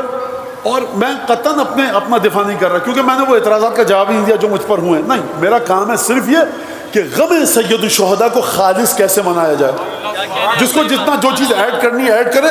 مجھ سے اگر آپ کہیں مولانا یہ کیوں, میرے پاس اپنے دلائل ہیں, میں اس بات کا قطعاً ذمہ دار نہیں ہوں کہ آپ نے کن اناپ شناپ مولویوں سے مجلس سن کر یہاں بیٹھے ہوئے یا کس کے درس. میں پابند ہوں جامعہ کبیرہ, آل یاسین, زیارت عاشورہ, زیارت اربعین, پہلی رجب کی زیارت, شب اول ماہ مبارک کی زیارت, نیمہ رجب کی زیارت, اربعین کی زیارت, زیارت جامعہ کبیرہ, زیارت امین اللہ. میں ان تمام کا پابند ہوں. میں آیہ تطہیر کا پابند ہوں, میں آیہ مباہلہ کا پابند ہوں, میں سورہ دہر کا پابند ہوں, میں سورہ انا انزلنا کا پابند ہوں. بہار الانوار, کتابیں غیبت نعمانی, کلینی, صدوق, سید رضی, سید مرتضیٰ, میں ان کا پابند ہوں. آپ درود بھیجیے محمد علی محمد. نہیں, بات کہیں اور چلی گئی اور میں نہیں چاہتا تھا کہ یہ بات ہو, لیکن بچے گھبرائے میں کنفیوز ہو گئے. اگر یہ ممبر کنفیوژن کو درست نہ کرے تو پھر کیا کرے انسان. خوب توجہ کیجئے. لہذا بات ہو رہی تھی یا ایھا الذین آمنوا اتقوا اللہ وآمنوا برسولہ. ایمان والوں, میرے الفاظ بھی شامل ہیں, ذرا ایک مہربانی فرما کے زحمت کیجئے. ایک تو تقوی اختیار کیجئے, دوسرے رسول پر ایمان لے آئیے. آپ رسول پر ایمان لا چکے ہیں, خدا کہہ رہا ہے رسول پر ایمان لے آئیے. تو وہ کون سا ایمان تھا اور یہ کون سا ایمان ہے؟ اس کا مطلب یہ ہے کہ ایمان کی گہرائیاں مختلف ہیں. کیا کہنا ہے؟ اس کا مطلب یہ کہ خوب توجہ کریں اب، جتنا جتنا رسول کی روح کی پرتیں، تہیں، لیئرز آپ کے سامنے کھلتے رہیں، ہر لیئر پر، ہر سطح پر، ہر تہ پر، وجود کی ہر گہرائی پر ایمان لاؤ. اور چھٹے امام نے، میرے اور آپ کے چھٹے امام نے مسئلے کو حل کر دیا. یعرفونہ ویبرئونہ، یعنی رسول خدا کے بارے میں ایک دفعہ کہہ دو کوئی برائی تھی ہی نہیں.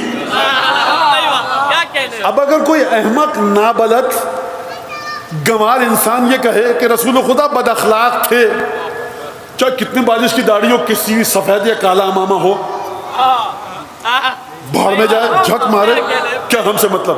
مجھے دیکھنا ہے حضرت سید الشہداء کو، تم اس کی لاکھ توجیہ کرو کہ وہ بد اخلاق تھے. یوں بد اخلاق تم نے کہا رسول خدا کو، میاں تم اس لائق ہی نہیں ہو کہ ممبر کے پاس آ کر بیٹھ سکو، چڑھنا تو دور کی بات ہے.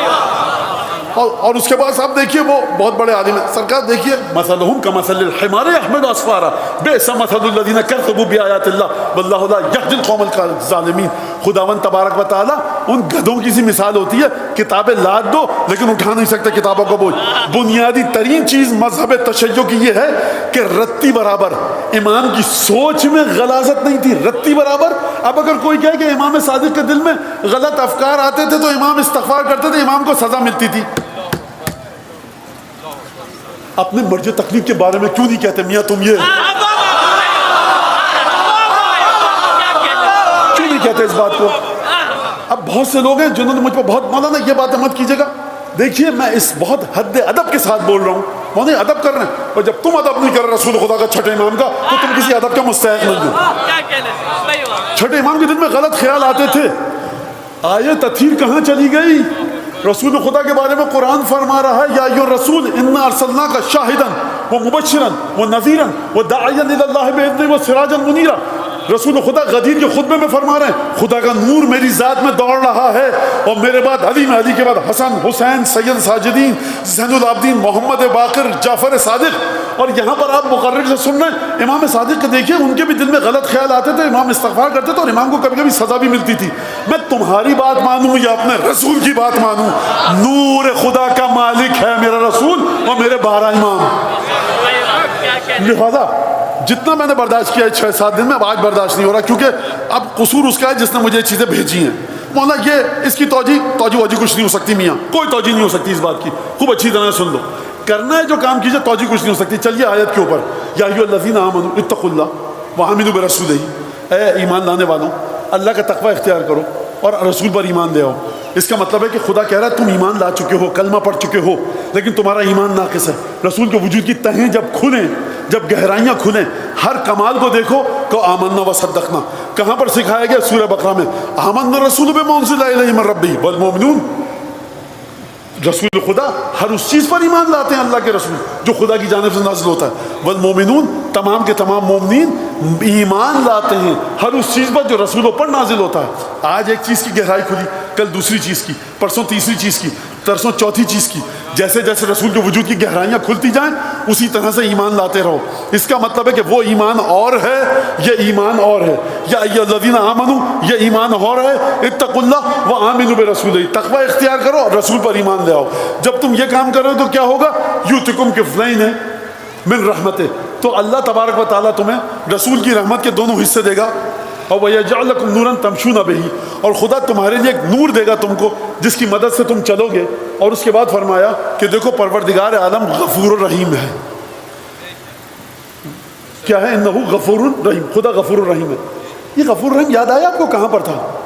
یہ غفور الرحیم وہاں پر تھا جب خدا نے کہا تھا کہ اس امانت الہی پر جو ایمان لائے گا اس کی تو توبہ ہم قبول کریں گے، اور کان اللہ غفور الرحیم. لیکن جو اس امانت الہی پر ایمان نہیں لائے گا وہ منافق ہے، وہ مشرک ہے.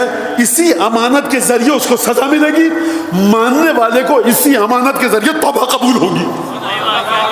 اور وہ خدا کہ جو نہ ماننے والے کے لیے سزا دے گا، عذاب دے گا، اس امانت کو ماننے والے کے گناہوں کو مغفرت فرمائے گا. وَيَتُوبُ اللَّهُ عَلَى الْمُؤْمِنِينَ وَالْمُؤْمِنَاتِ وَكَانَ اللَّهُ غَفُورًا رَحِيمًا. خدا غفور الرحیم ہے. یعنی وہ انسان ظلم و جہول ہے.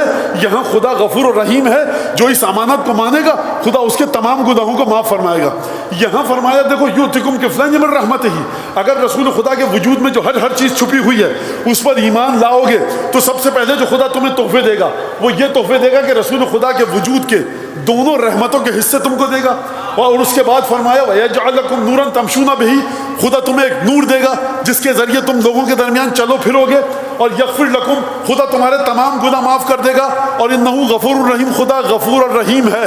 یہ غفور الرحیم وہی ہے جو امانت الہی کے سلسلے میں تھا. اس کا مطلب ہے کہ اگر یہ امانت الہی سے متصل نہ ہو پائے آیت تو بات کو سمجھا کیسے جائے گا؟ تو اب سمجھیے چل کر جناب سیدہ کے ذریعے کہ یا رسول اللہ یا ابت ورثہما شیئا, حسن حسین کا ہاتھ پکڑ کے لائیں, کہا یا ابت ورثہما شیئا, ان دونوں کو کچھ دیجیے آپ تحفے میں. آخری وقت ہے رسول خدا کا, مانگنے والی کون, دینے والا کون, اور کس کو دیا جا رہا ہے کون. رسول خدا نے شاید ایک نگاہ ڈالی اور کہ اما الحسن فلو ہیبتی و سعودتی, حسن کو میں نے اپنی ہیبت اور آقائی دی. اما الحسین فلو شجاعتی و سخائی یا جودی, حسین کو میں نے سخاوت دی اور حسین کو میں نے اپنی بہادری دی. ٹھیک ہے, اور حسن کو میں نے آغائی دی. کیا مطلب؟ یعنی حسین کے وجود سے یہ ظاہر ہوگا میرا, اور حسن کے وجود سے یہ صفات ظاہر ہوں گی. امام کے پاس راوی آیا پوچھنے کے لیے, اب رسول اس آیت کا معنی کیا ہے؟ کہا دیکھو خدا فرما رہا ہے اس آیت میں یؤتکم کفلین من رحمت ہے, اللہ اپنی رحمت کے دونوں حصے دے گا. خدا کی رحمت قرآن کے مطابق, قرآن کی اگر آیت ہے تو قرآن سے آیت کو سمجھو. اللہ کی رحمت کون ہے قرآن میں؟ کہا کہ آپ کے جد رسول خدا وما ارسلناک الا رحمت للعالمین, ہمارے جد رحمت ہیں. اور رحمت کے دو حصے کون ہیں؟ فرمایا ایک حصہ ہے حسن, ایک حصہ ہے حسین. اب آپ سمجھے اس آیت کا معنی, یعنی حسن حسین پر ایمان لانے سے پہلے تم صرف سیدھے سادے مومن تھے. حسن حسین پر اگر ایمان لے آئے اس کا مطلب یہ ہے کہ رسول خدا کے وجود کی گہرائی کی آخری برکت تک ایمان لے آئے. جب تم اس برکت تک ایمان لے آئے جو رسول خدا کے وجود کی گہرائی ہے, رسول خدا کے وجود کے کمالات ہیں. بھئی کمالات ابھی تو میں نے آپ کے سامنے پڑھا کہ جنت کہے گی پروردگار مجھے سجایا کیوں نہیں؟ خدا کہے گا حسن حسین دے تو دیے. یعنی سجاوٹ جنت کی حسن حسین کے ذریعے, سجاوٹ رسول خدا کی حسن حسین کے ذریعے. تو فرمایا کہ جو حسن رسول خدا کی مکمل اطاعت کرے گا اور اس کے بعد تقوی اختیار کرے گا اور اس کے بعد رسول خدا پر مکمل ایمان لائے گا. یعنی کیا مطلب مکمل ایمان؟ رسول خدا کے وجود کی گہرائی. کیا مطلب رسول خدا کے وجود کی گہرائی؟ بٹیا میں نے یہ سب کچھ حسن کو دیا, یہ سب کچھ حسین کو دیا, جو تھا وہ دے دیا. تو اب جو تھا رسول خدا کے قلب میں وہ ظاہر کہاں سے ہوگا؟ یا حسین سے ظاہر ہوگا یا حسن سے ظاہر ہوگا. تو اب جو ایمان لاؤ گے حسن حسین کی کرامتوں کو دیکھ کے تو تب تمہیں ملیں گی دونوں فائدے رسول خدا کے وجود کے. ایک ہے حسن, دوسرے حسین. اور یجعل لکم نورا تمشون بہ, اور ایک نور دے گا جس کے ذریعے تم چل سکو گے. کہ اب نے سنا نور کون سا؟ کہا یہ وہ ہے کہ علی ابن ابی طالب کا وجود کے ذریعے جس کے ذریعے تم چلو گے. اور دیکھو انہ پروردگار عالم غفور الرحیم. یہاں تک بات میری ختم ہو گئی. درود بھیجو محمد آل محمد.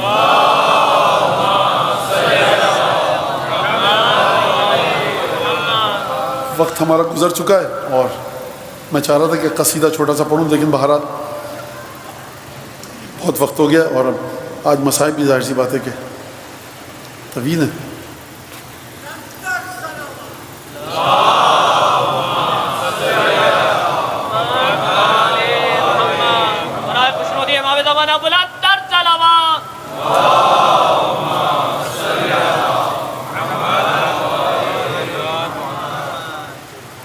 تو یہ جو آپ ان دو شہزادوں کی محبت ہے, یقین کیجئے کہ جتنی محبت ہے نا آپ کے دل میں یہ اس سے کہیں آگے کی بات ہے. محبت کو بڑھاتے رہیے. اور دن میں کئی دفعہ ان دونوں شہزادوں کے بارے میں, رسول خدا کے بارے میں, ائمہ کے بارے میں سوچیے, ان کے فضائل مسائل سوچیے, محبت بڑھے. تاکہ یہ ایک سرمایہ ہے جو آپ کی قبر میں, قیامت میں, دنیا اور آخرت میں کام آئے گا. بہرحال کس طرح سے اس ذکر کو شروع کیا جائے آج کے, اور کس طرح سے تمہید باندھی جائے. چھٹے امام کے پاس راوی آیا اور راوی نے آ کر جب کہا, جب رسول اللہ, روایت ہے, مشکلات ہیں, امام نے کہا 2 رکعت نماز پڑھو. اور 100 دفعہ اس کے بعد کہ اللہم انی انشدک بدم المظلوم، پروردگار تجھے مظلوم کے خون کی قسم دیتا ہوں. کہا کیا یہ مظلوم کون ہے؟ کیا یہ آقا حسین ہے؟ کہا کہ وہ مظلوم ہے لیکن یہ وہ نہیں. راوی نے کچھ اور نام دیے، چھٹے امام نے منع کر دیا. کہا پھر یہ مظلوم کون ہے کہ جس کی قسم خدا کو دینے کا حکم؟ فرمایا یہ آقا حسین کا 6 مہینے کا معصوم بچہ علی اصغر.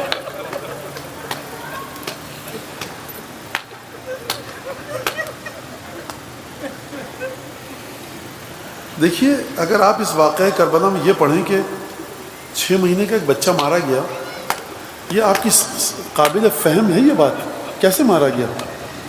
میدان جنگ میں آیا تھا. عجیب مرحلہ ہے. لہٰذا جب ابو الفضل عباس کی شہادت ہو چکی تو سید الشہداء جو ارباب مقاتل نے لکھا ہے وہ عجیب جملہ لکھا ہے کہ سید الشہداء نے مقتل مکرم کے الفاظ کے مطابق کہا کہ بہن علی اصغر کو مجھے لا کر دو. اب دیکھیے کہ کئی پہروں کی پیاس ہے، گرمی کا زمانہ ہے، اس بچے کی کیفیت کیا ہوگی؟ بعض مقاتل میں ہے کہ جب جناب مختار نے خون کا انتقام دیا سید الشہداء کے تو امام سجاد نے پوچھا کہ کیا ہرملہ بھی مارا گیا ہے؟ یعنی اس شہزادے کا جو زخم ہے اہل بیت کے دل پر بڑا عجیب ہے. مقاتل میں عبداللہ رضی کہہ کر یاد کیا گیا ہے. عبداللہ نام تھا جناب علی اصغر کا جو کہا گیا ہے، اور رضی یعنی دودھ پیتا بچہ. ایک دفعہ سید الشہداء آئے اور کہا ناولینی الطفل، بہن مجھے بچے کو دو، شاید پانی کو کوئی سبیل ہو جائے. میں اپنے جملے بھی ملا رہا ہوں اس واقعے میں اور مقتل کے جملے بھی. اور اس کے بعد لوگوں نے دیکھا کہ سید الشہداء جب باہر نکلے ہیں خیمے سے تو اپنی ابا کا دامن ڈال کے آئے. فوج اشقیہ سمجھی کہ سید الشہداء قرآن لے کر آنا چاہتے ہیں اور جنگ بندی کا مطالبہ کرنا ہے. میں کہوں گا سید الشہداء یہ وہ قرآن نہیں لا رہے جو کاغذ پر لکھا ہے، یہ سیدہ کے گھر کے قرآن کے پاروں میں سے ایک پارا ہے. اچھا مجھے آپ ایک بات کا جواب دیجئے کہ جب باپ نے مانگا ہوگا اپنی زوجہ سے جناب رباب سے بچے کو،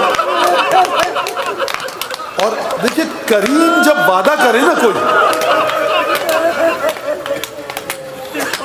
مجھے نہیں پتا کہ میں یہ جو آج کی مجلس ہے یہ جناب رباب کو پرسا دوں یا سید الشہداء کو یا جناب زینب کو یا جناب سیدہ کو. یہ پہلا بچہ نہیں ہے اتنا چھوٹا جو اس گھر کا مارا گیا ہے.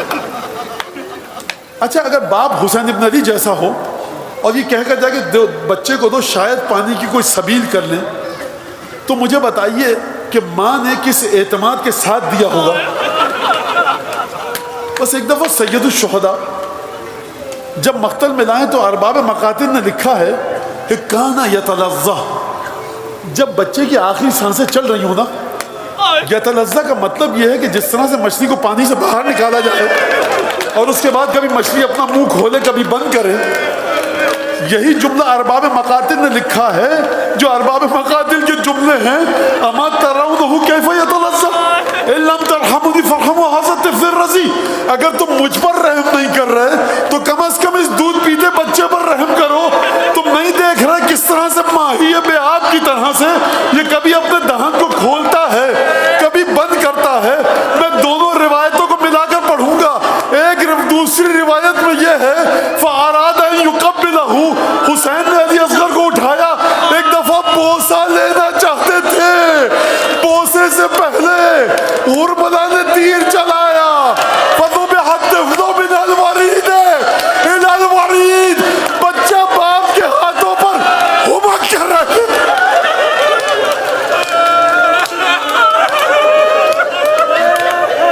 اور تیر علی اصغر کے گلے کو چھیدتا ہوا اتنی شدت سے چلایا گیا تھا، مولا کے بازو کو زخمی کیا. مولا نے بازو سے تیر کو نکالا. فوضع کفہ تحت نحرہ، علی اصغر کے گلو کے نیچے اپنے چلو کو رکھا. ومسح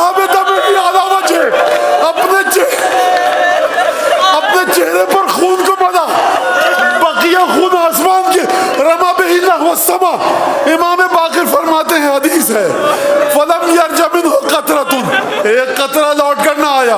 اور اس کے بعد مولا نے فرمایا ہکذا القی جدی یوم القیامہ، اے بیٹا علی اصغر اسی خون کے ساتھ نانا کے سامنے جا. قاسم شہید ہوئے، علی اکبر شہید ہوئے، اولاد عقیل، اولاد جعفر، اونو محمد، عباس برادران ابا سب شہید ہوئے. حسین کو آسمان سے تعزیت پیش نہیں کی گئی. جب مولا لاشے کو لے کر چلے نا مقتل سے خیام کی طرف، ہاتف غیبی کی آواز آئی لا تحزن ان لہو فی الجنت مرزن، حسین غم مت کرو، غیب سے تعزیت آئی ہے علی اصغر کی شہادت پر. نہ جانے باپ کے دل پر کیا گزری ہوگی. جب چھوٹا سا بچہ ہونا اور مر جائے تو قبرستان تک باپ کے ہاتھوں پہ نہیں جانے دیا جاتا، قبر میں باپ کو نہیں اتارا جاتا، باپ کا دل برداشت نہیں کر پائے گا. میں کہوں گا مولا گلے سے خون بہ رہا ہے، کرتا لہو دہان ہے، کن قدموں کے ساتھ آپ آگے بڑھے.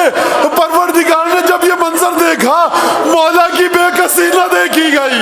ایک دفعہ عالم غیب سے تعزیت پیش کی لا تحزن ان لہو مرزن فی الجنہ، حسین غم مت کرنا، گھبراؤ مت. دودھ چاہتا تھا نا علی اصغر، پیاس کے عالم میں آیا ہے. ہم نے جنت میں ایک حور کو معمور کیا ہے علی اصغر کو دودھ پلائے گی. آیت اللہ العظمیٰ محمد حسین اصفہانی کا جملہ مرثیہ میں مولا حسین سے مخاطب ہے. فرماتے ہیں مولا آپ علی اصغر کے لاشوں کو ہاتھوں پہ لے کے جا رہے ہیں، مرثیہ عربی میں ہے، آپ اپنے علی اصغر کے لاشوں کو ہاتھوں پہ لے کے جا رہے ہیں. یہ بتائیے جب ماں کو لاشا دیں گے، ماں نے ایک سوال کیا کہ جب میں نے بھیجا تھا تو نیا تازہ سفید کرتا پہنا کے بھیجا تھا، جب واپس آ رہا ہے تو یہ عقیق کے رنگ کیوں ہو چکا. عزیزوں مقتل خاموش ہے، مقتل میں طاقت ہی نہیں کہ کس طرح سے مولا نے رباب کے ہاتھوں میں بچہ دیا، کس طرح سے زینب نے تسلی دی. مقتل اس واقعے کو نہیں لکھ سکا، لیکن انیس سے مدد لوں گا. ایک دفعہ پشت خیمہ پر گئے، مقتل کی عبارت یہ ہے فحفر بجفن السیف قبرا.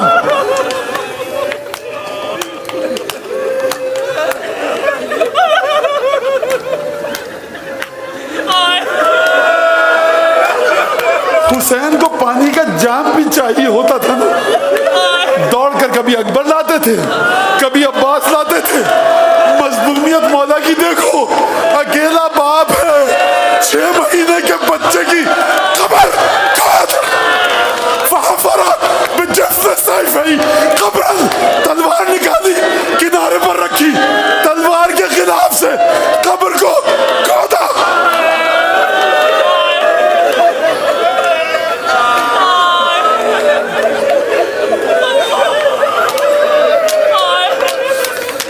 میں آپ سے ایک سوال کرتا ہوں، بہن آ جاؤ میری مدد کے لیے.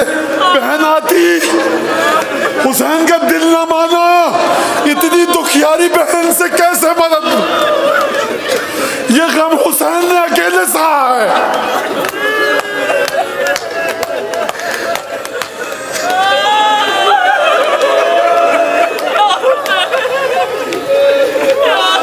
بی بی رباب یہ آپ کے ششماہی کا ماتم ہے، بی بی زہرا یہ آپ کے پوتے کا ماتم ہے. یہ مجمع چاہتا ہے کہ بس آپ ان کی طرف ایک نظر دیکھیں.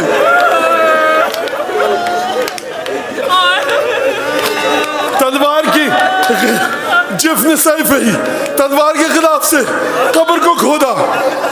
فوضع فی قبر، علی اصغر کو قبر میں رکھا. انیس نے مرثیہ کہا ننھی سی قبر کھود کے اصغر کو گاڑ کے شبیر اٹھ کھڑے ہوئے دامن کو جھاڑ کے.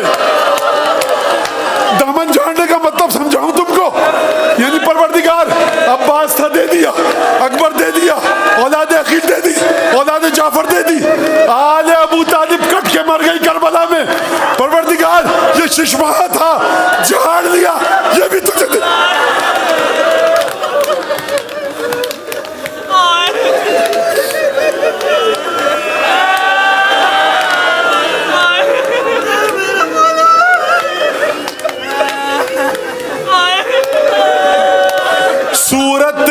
مٹی میں چھپائی نہیں جاتی. انیس انیس صورت تیری مٹی میں چھپائی نہیں جاتی, ہاتھوں سے تیری قبر بنائی نہیں جاتی.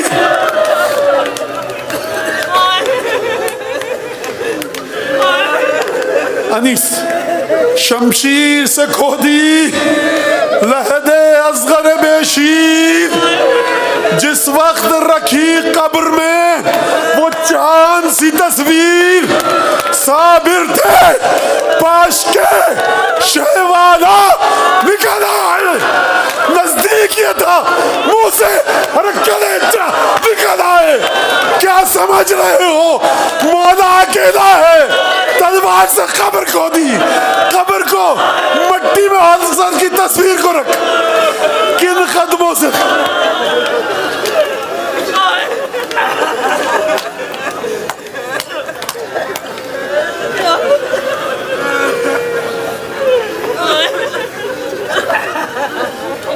اللهم كن لوليك الحجة ابن الحسن صلواتك عليه وعلى آبائه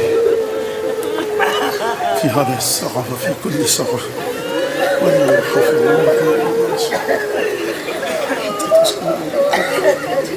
پروردگار اس حقیر سی عبادت کو حضرت علی اصغر کی بارگاہ میں قبول و مقبول فرما. پروردگار جو مائیں بہنیں ہماری بیٹیاں آئی ہیں آج کے شہزادے کا ماتم, جو دلوں میں حاجتیں لے کر آئی ہیں, پروردگار تجھے حسین کے مظلوم بیٹے کا واسطہ, جو اپنے منہ سے السلام علیکم ابا عبداللہ بھی کہہ نہ سکے, ان کی سب کی حاجتیں پوری فرما. پروردگار امام کی بارگاہ میں اس عزاداری کو, امام کی بارگاہ میں اس عزاداری کو پرسے کے لائق بنا. پروردگار بی بی رباب کے زخمی دل کی تسکین کا باعث بنا, سید الشہداء کے زخمی دل کی تسکین کا باعث بنا. پروردگار امام کے ظہور میں تعجیل فرما. جو لوگ اپنے دلوں میں جو جو حاجتیں لے کر آئیں تجھے اس ششماہ مظلوم کی کا واسطہ دیتے ہیں, پروردگار اس کی تمام دعاؤں کو قبول فرما. پروردگار جو لوگ قرآن اور رسول خدا کے خلاف سازشیں کر رہے ہیں تجھے شہزادہ علی اصغر کی قسم دیتے ہیں ان کو نیست و نابود فرما. پروردگار جو لوگ اس امام باڑے کی عزاداری کی خدمت کر رہے ہیں ان کو شہزادے کی بارگاہ سے بہترین اجر عطا فرما. اللہم تقبل منا انک انت السمیع العلیم وتب علینا انک انت التواب الرحیم. پروردگار جو ہماری نیتوں میں اعمال میں کھوٹ ہے تو اس شہزادے کی آبرو کی قسم دیتے ہیں تجھے کہ تو ہماری نیتوں کو کھوٹ کو مت دیکھ, حضرت علی اصغر کی آبرو کو دیکھ. محمد و آل محمد صلوات.